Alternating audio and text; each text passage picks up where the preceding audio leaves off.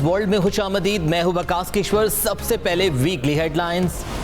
مسلم league نواز قومی assembly میں election 2024 کی سب سے بڑی پارٹی. نتائج کے مطابق نون لیگ نے 72 نشستیں جیت لی. پیپلز پارٹی 53 سیٹوں کے ساتھ دوسرے نمبر پر. آزاد امیدوار 99 حلقے جیت کر سب سے آگے. ایم کیو ایم کی 17 نشستیں, کاف لیگ کی 3, جے یو آئی اور آئی پی پی کی 2 سیٹیں. نواز شریف اتحادی حکومت بنانے کو تیار. متحدہ حکومت کے لیے پیپلز پارٹی, ایم کیو ایم اور جے یو آئی کو دعوت.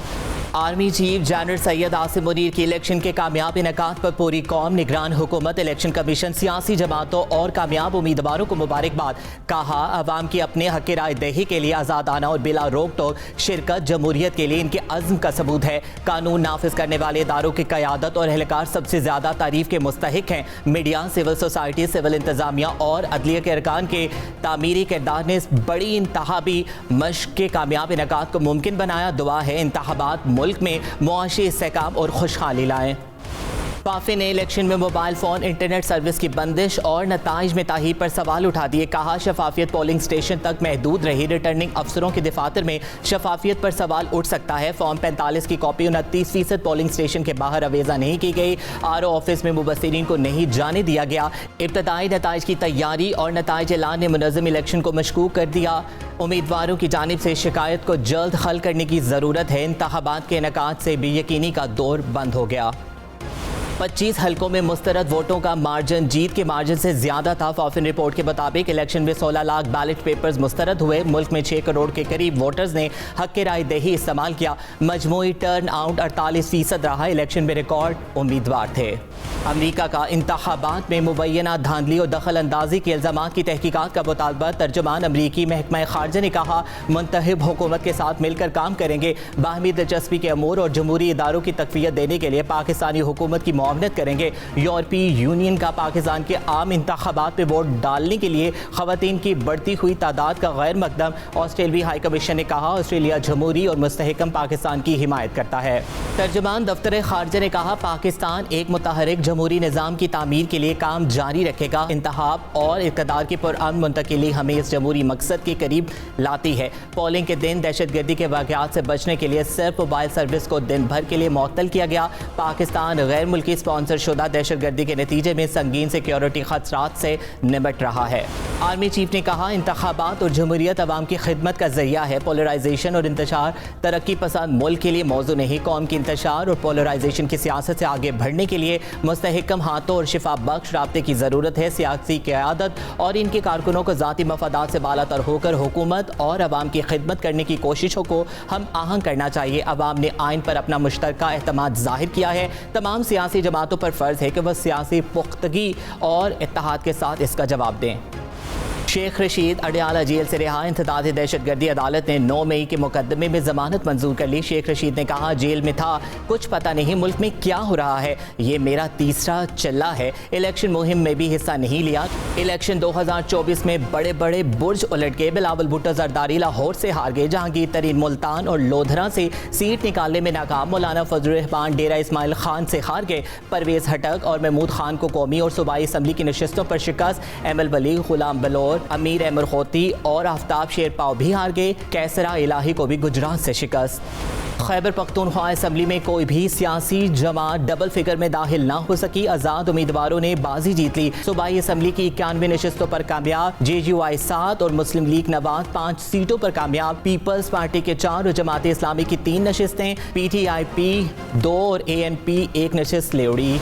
بلوچستان اسمبلی میں پیپلز پارٹی 11 نشستیں جیت کر سب سے آگے. مسلم لیگ نون 9 اور جے یو آئی نے 8 سیٹیں جیت لی. آزاد امیدوار 5, بلوچستان عوامی پارٹی 4, اے این پی اور نیشنل پارٹی 2 نشستیں جیت گئی.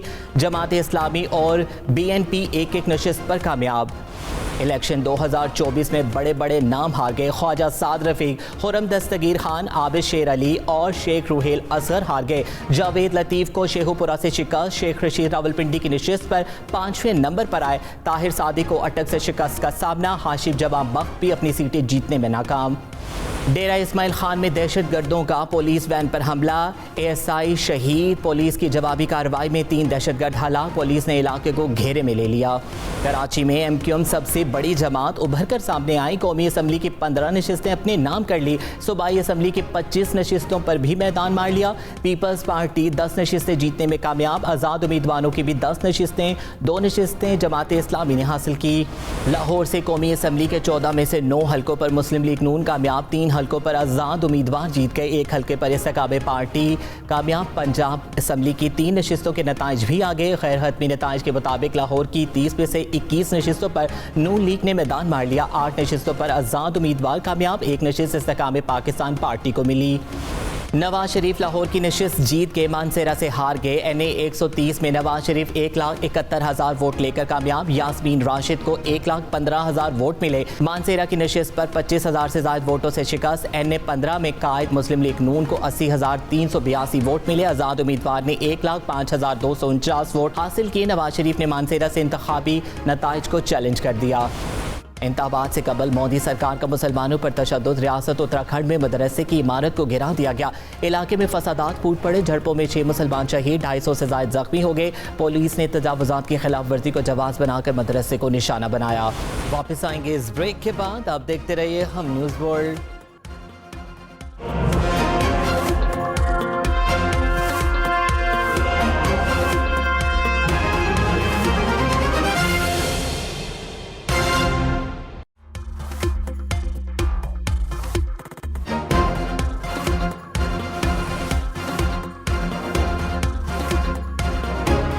हम न्यूज़ वर्ल्ड में खुशामदीद। मैं हूं वकास किश्वर। हेडलाइंस अब जान चुके हैं। वीकली राउंड अप का आगाज सबसे पहले इस खबर से कि दुनिया भर की तरह मुत्तहिदा अरब अमारात में भी यौम यकजहती कश्मीर कश्मीरी कम्युनिटी ने जोशो खरोश से मनाया। तफसीलात बता रही हैं UAE से तोकीर अहमद। पाकिस्तान काउंसिल खाना दुबई और सिफारत खाना अबू धाबी में यौम यकजहती कश्मीर के हवाले से खसूसी तकरीबात मुनक्किद हुई।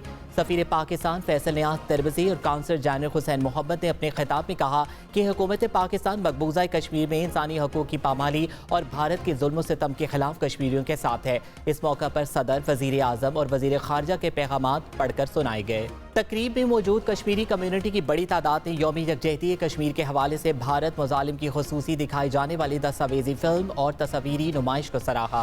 पाकिस्तान हॉकी फेडरेशन और कनाडा फील्ड हॉकी एसोसिएशन के बाहमी इश्तराक से कनाडा के शहर टोरंटो मास्टर्स हॉकी सीरीज का इनेकाद किया गया। इस हॉकी सीरीज में शिरकत करने के लिए पाकिस्तान से साबिक ओलंपियन शहबाज सीनियर, कमर इब्राहिम, मोहम्मद उस्मान, शफकत मलिक और शहबाज जूनियर ने शिरकत की। इस मौके पर पाकिस्तान के साबिक कप्तान शहबाज सीनियर ने हम न्यूज़ के नुमाइंदे बाबर सैयद से खुसूसी गुफ्तगू में पाकिस्तान की कौमी खेल हॉकी की ज़बोहाली और कौमी हॉकी टीम की मुसलसल खराब कारकर्दगी पर रोशनी डाली। शहबाज सीनियर का कहना था कि हॉकी का खेल हुकूमती अदम तवज्जो के बायस शदीद मालियाती मसाइल का शिकार है। इस मौका पर हॉकी सीरीज के रूह रवा राना राव साहब ने कनाडा में हॉकी के फरोग के लिए पाकिस्तान हॉकी फेडरेशन का शुक्रिया अदा किया और मुस्तकबिल में भी इस तरह की सीरीज के इनेकाद की ज़रूरत पर जोर दिया। जद्दा में इस्लामी ताउन तंजीम OIC के ज़ेरे इंतज़ाम कश्मीरियों की हालत ज़ार बयान करने वाली तस्वीरी नुमाइश और यौम यकजहती कश्मीर के हवाले से तकरीब का इनेकाद हुआ। जानते हैं सऊदी अरब जद्दा से अदिया वहाज की इस रिपोर्ट में।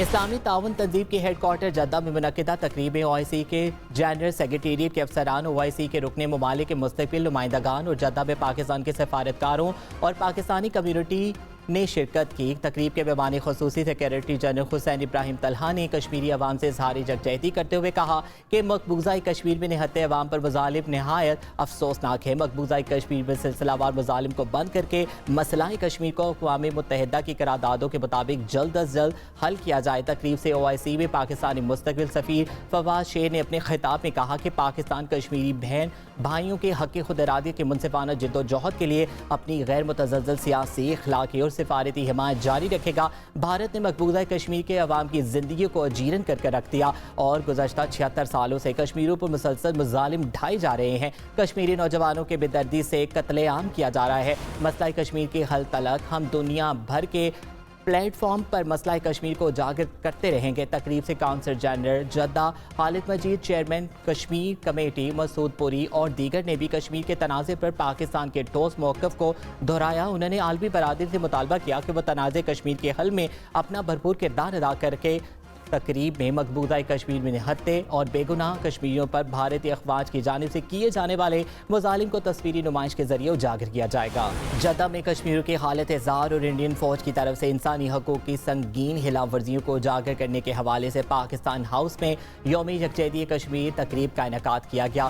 یوم یکجہتی کشمیر کی تقریب میں صدر پاکستان، نگران وزیر اعظم اور نگران وزیر خارجہ کے خصوصی پیغامات پڑھے گئے۔ انڈیا کے غیر قانونی اور یک طرفہ اقدامات کو اجاگر کیا اور پیغامات میں کہا گیا کہ کشمیر کو ایک کالا بند جیل میں تبدیل کرنے کے باوجود انڈیا کشمیری عوام کے ناقابل تسخیر جذبے کو شکست نہیں دے سکتا۔ کونسل جنرل خالد مجید نے سعودی قیادت کی جانب سے کشمیر کاز کے لیے مخلصانہ اور مسلسل حمایت کرنے پر ان کو سراہتے ہوئے ان اہم مسئلے میں فعال طور پر آگاہی پیدا کرنے میں اسلامی تعاون تنظیم OIC کے کردار کو بھی سراہا۔ کونسل جنرل نے عالمی برادری اور اقوام متحدہ پر زور دیا کہ وہ اس امر کو یقینی بنانے میں اپنا بھرپور کردار ادا کریں گے تاکہ کشمیری عوام اپنے حق خود ارادیت کا استعمال کر سکیں۔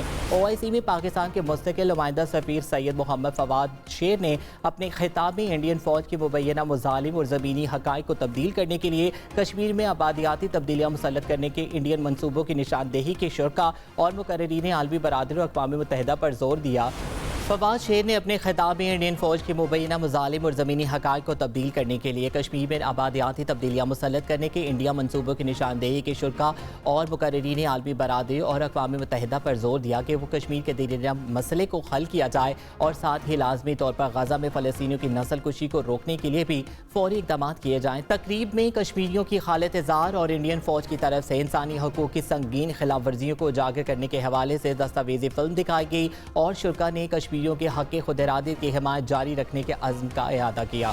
انتخابات سے قبل مودی سرکار کا مسلمانوں پر تشدد کا سلسلہ تیز، ریاست اتراکھنڈ میں مدرسے کو گرا دیا گیا، علاقے میں فسادات پھوٹ پڑے، جھڑپوں کے نتیجے میں 6 مسلمان شہید اور 250 سے زائد زخمی ہو گئے۔ پولیس نے تجاوزات کی خلاف ورزی کو جواز بنا کر مدرسے کو نشانہ بنایا، علاقے میں کرفیو نافذ کر دیا گیا، حکام مظاہرین کو دیکھتے ہی گولی مارنے کے احکامات جاری کر دیے۔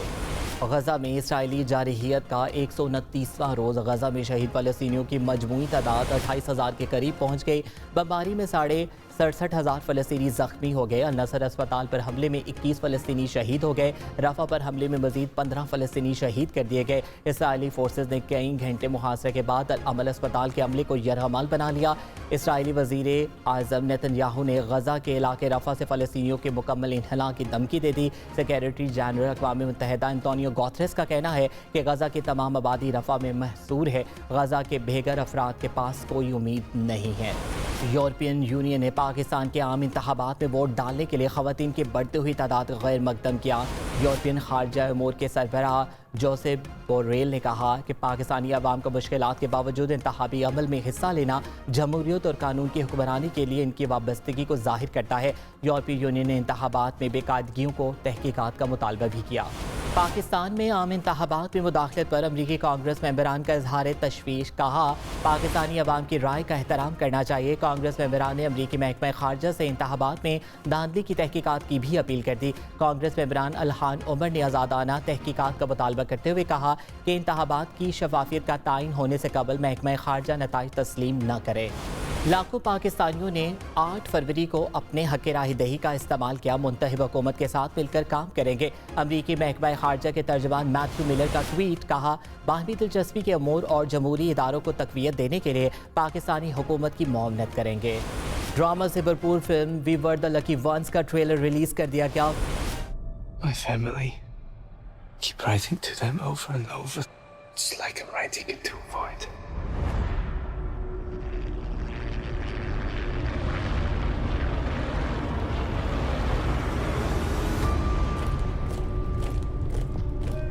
The Germans are already at our doorstep. It's getting worse. All of Europe is a war zone. Let our family be our light. We live tonight. Film 28 March کو ریلیز کی جائے گی۔ ویکلی راؤنڈ اپ سے فی الوقت اتنا ہی، آپ دیکھتے رہیے ہم نیوز ورلڈ۔